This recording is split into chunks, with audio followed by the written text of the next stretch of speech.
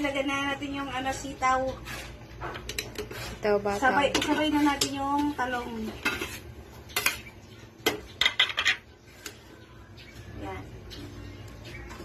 Antayin natin maluto yung mga gulay. Pag malambot na yung sitaw saka talong, isusunod natin yung pechay. After 10 minutes, okay na yan.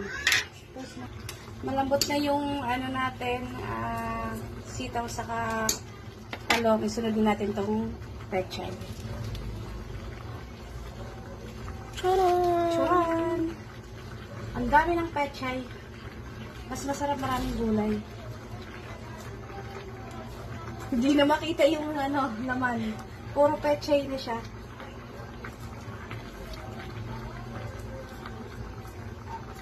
Tapos yung pinakuli itong harina. Lagyan natin ng konting harina para pampalat.